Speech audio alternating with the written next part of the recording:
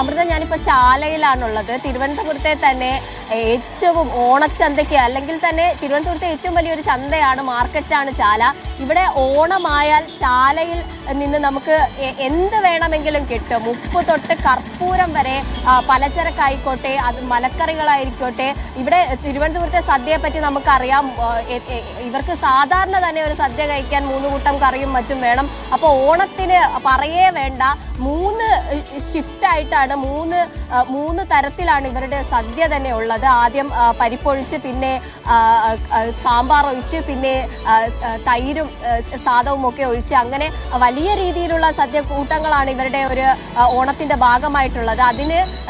അതിനു വേണ്ട എല്ലാ തരത്തിലുള്ള അവശ്യ വസ്തുക്കളും, പച്ചക്കറികളും, ഉപ്പ് തൊട്ട് കർപ്പൂരം വരെ കിട്ടുന്ന മാർക്കറ്റാണ് ചാല. അതുപോലെ തന്നെ പൂക്കൾ, വസ്ത്രങ്ങൾ എല്ലാം ഈ മാർക്കറ്റിൽ കിട്ടും. ഇവിടെ ഇപ്പോൾ കടകമ്പോളങ്ങളൊക്കെ ഉണർന്നു വരുന്നതേ ഉള്ളൂ. എങ്കിൽ പോലും നമുക്ക് ചെറിയ രീതിയിൽ ജനത്തിരക്ക് കാണാൻ കഴിയും. അതുപോലെ തന്നെ ഓണവുമായി ബന്ധപ്പെട്ട് ഇത്തരത്തിൽ പച്ചക്കറികളും പൂക്കളും, അത് മാത്രമല്ല കുട്ടകൾ, അതുപോലെ ഈ കുടങ്ങൾ, ഇതൊക്കെ ഇവിടെയുള്ള കരകൗശല വസ്തുക്കൾ നിർമ്മിക്കുന്നവർ തന്നെ ഉണ്ടാക്കി വിൽക്കുന്നതാണ്. ഇത്തരത്തിൽ ഈ ഓണം അതുപോലെയുള്ള ആഘോഷങ്ങൾ വരുമ്പോൾ ഏറ്റവും സന്തോഷമുള്ള പ്രതികരണങ്ങൾ നമുക്ക് ലഭിക്കുന്നത് ഇത്തരത്തിൽ പിന്നെ തെരുവോര കച്ചവടക്കാരിൽ നിന്നാണ്. ഇത്തരത്തിൽ കരകൗശല വസ്തുക്കൾ, കുട്ടകൾ പോലെയുള്ള വിൽക്കുന്നവരിൽ നിന്നാണ്. അവർക്ക് ഇതൊരു നല്ല സമയമാണ്. ഓണത്തിന്റെ എല്ലാ സന്തോഷവും അവർക്ക് നല്ല രീതിയിൽ അവർക്ക് വിപണനം നടക്കുമ്പോൾ തന്നെ അവരുടെ ആ സന്തോഷം നമുക്ക് കാണാൻ കഴിയും. ഞാനിവിടെ വന്നപ്പോൾ ചാലയിലും മറ്റ് വെസ്റ്റ് ഫോർട്ടിലൊക്കെ വന്നപ്പോൾ എനിക്ക് ഏറ്റവും കൂടുതൽ ഓണത്തിന്റെ ആ ഒരു പ്രതീതി തോന്നിയത് ഇത്തരത്തിൽ വഴിയോര കച്ചവടക്കാരുടെ ഒരു സന്തോഷം കാണുമ്പോഴാണ്. ചേട്ടാ, ഓണമല്ലേ, എങ്ങനെയുണ്ട്? ഓക്കെ. പലരും വലിയ തിരക്കിലാണ് ഓണവുമായി ബന്ധപ്പെട്ട്. അവർക്കൊന്നും പ്രതികരിക്കാൻ പോലുമുള്ള ഒരു സമയമില്ലെന്ന് വേണം പറയാൻ അമൃത. ഇത്തരത്തിൽ കടകളൊക്കെ തുറന്നു വരുന്ന ഒരു സമയമാണ്. അവർ ഇനി വരാൻ പോകുന്ന ജനത്തിരക്കിന് വേണ്ടിയിട്ടുള്ള എല്ലാ ഒരുക്കങ്ങളും നടത്തിക്കൊണ്ടിരിക്കുകയാണ്. ഇവിടെ ഒരു 10 മണിയോടെ, ഉച്ചയോടുകൂടി ഇവിടെ വലിയ തിരക്കുണ്ടാവാൻ പോകുന്നുണ്ട്. ഓണത് ആരും കണ്ടില്ല.